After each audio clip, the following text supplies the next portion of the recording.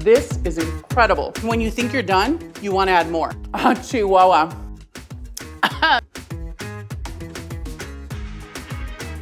Today I'm going to share with you my tender, slow roasted goat, topped with the Chipotle Prune sauce and paired with a smoky and spicy cocktail, all inspired by my time cooking in Chihuahua. Hola familia, I'm Claudia Sandoval and welcome to La Mesa Mexa on Bite, the place to watch, explore, and cook. Now, if you're wondering what Mexa means, Mexa is essentially just a shortened version of Mexican. Us Mexa folks, we just use it all the time. Mexa food, Mexa drinks, Mexa everything. And today I'm inviting you to my Mesa, La Mesa Mexa. Today is all about the chipotle. Did you know that the chipotle is actually the dry version of a jalapeno? So that green pepper, spicy that you usually have in like say salsas, that gets smoked and then put in this adobo sauce that is then canned and makes everything delicious. In Mexico, we actually use it as this dry pepper, but it still has that smokiness, right? Like sweet and savory. It kind of is very reminiscent of barbecue. So today we're gonna be cooking with goat. Now, it is going to be featuring an incredible chipotle sauce, but we're gonna get to that a little later. The way that we're gonna treat this is almost the way you would a chicken. We're gonna go ahead and slice right in through the middle and right through the joint. The reason why we're doing this is so that it actually fits in the pan, right? You want something that's easy to manage and easy to cook through. Perseverance is everything. So we're getting close. The hip bone's connected to, just kidding. So yeah, we've got it almost separate there. So I'm just gonna let it kind of hang and then that will release a lot of it. And then you pop that knuckle out and then it's free. So you've got that part. And then we're gonna transfer this over to our baking tray, all fitted with a rack. So this is a little dry. I had it in the refrigerator uncovered. I'm gonna add a tiny bit of oil just to kind of make sure that everything can stick to it. So we're gonna give it a little goat massage. We're going more for a Swedish versus a deep tissue right now. And you're just gonna kind of make sure it's nice and glossy. So now we're gonna add some kosher salt. So be very generous. Now we're gonna go in with a good amount of pepper as well. And when you think you're done, you wanna add more. It's a lot of pepper, but it's also a lot of delicious meat. So the secret ingredient here is time. We're gonna give this time to just roast nice and slow. 350 degrees for 2 hours.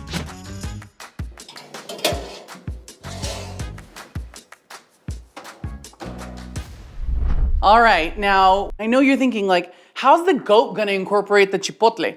Well, I'm about to show you. This sauce that we're gonna create, you could literally put on anything. We're gonna go ahead and start off with some dried pitted prunes, and we've got about a cup of freshly squeezed orange juice. Now we're dropping that into a saucepan, and you're gonna add those pitted prunes, not splash your face, hopefully.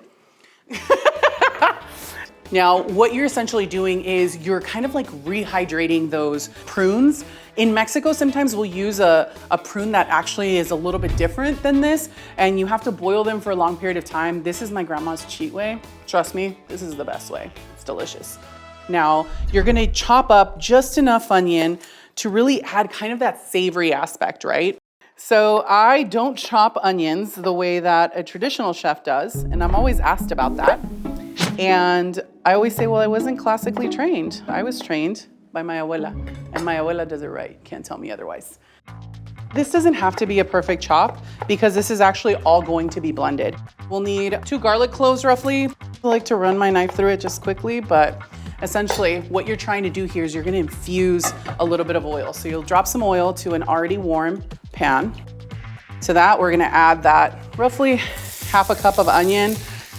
I always say that I let my abuela guide my hands. Let your abuela, your mom, whoever inspires you to cook, guide your hands. Now, to that we are gonna add some aromatics. I'm just gonna measure with my hands the way my grandma taught me. Always rub it through your hands, drop it in, and essentially what you want is those spices to start to bloom, is what we call it. When you have that allspice, that clove, that oregano, all in here with that onion and garlic, it creates just the most aromatic amazingness. And all of this is gonna go into the blender. Now we're gonna take that orange juice with those rehydrated pitted prunes. Yum. I'm gonna go ahead and add roughly about 1 to 2 chipotles and some of the goat stock that's been rendered out of that goat. Yes. And then you're gonna take a fine mesh sieve and pour that right over. Now we do that to remove any imperfections. This is definitely a trick I learned working in kitchens, because let's be real, my grandma wasn't putting it through a sieve, but you know, this is also my recipe. Perdóname, abuela. Now we're gonna keep stirring this sauce, making sure that it continues to reduce down. You want almost that texture of barbecue sauce. So we're gonna go ahead and let this reduce for a little while longer, but meanwhile, we should check on that goat. It's about, I would say, halfway through.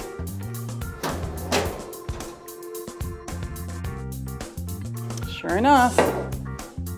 So this is looking absolutely beautiful. We've got some nice rich color over top. So what we wanna do is we wanna rotate the meat so that we start to get browning on the other side as well.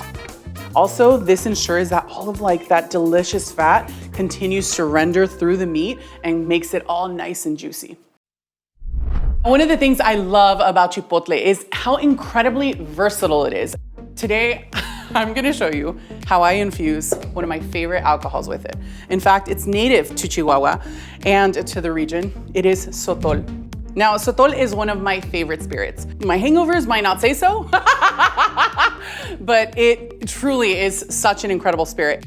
Now, this is the morita chili. What we're gonna do is drop in about 2 tablespoons of chili flakes in there. And you could really use any kind of chili flakes, but I decided to go with the morita because, well, we're featuring Chipotle. I'm so excited to share this cocktail with you. I've named it the Ahhh Chihuahua.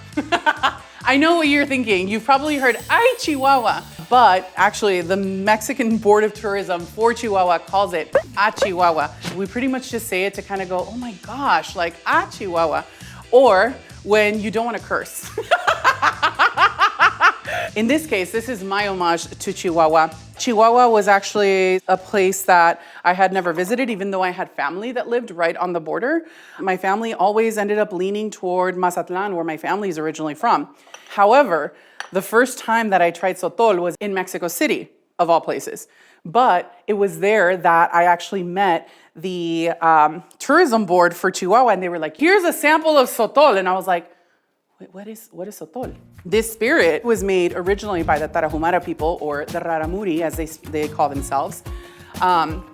It was kind of ancient tradition, right? So I wanted to not only pay homage to the Raramuri people, but I wanted to kind of meld both ancient and kind of the more modern.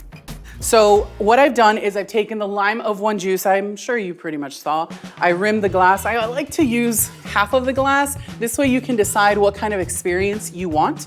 I'm gonna add 2 ounces of that infused Sotol, 1 ounce of agave syrup.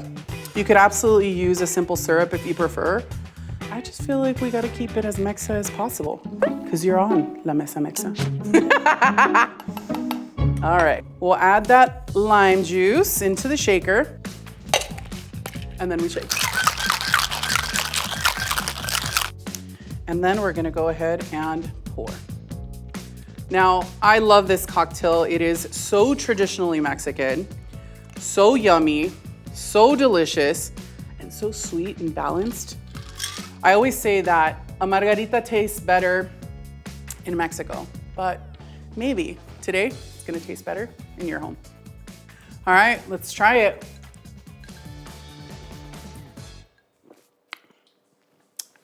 Chihuahua. You'll understand why I'm saying that. It's spicy, it's vibrant, it's acidic, it's delicious. It's starting to smell incredible here, which I think means our goat is ready. Let's take a look.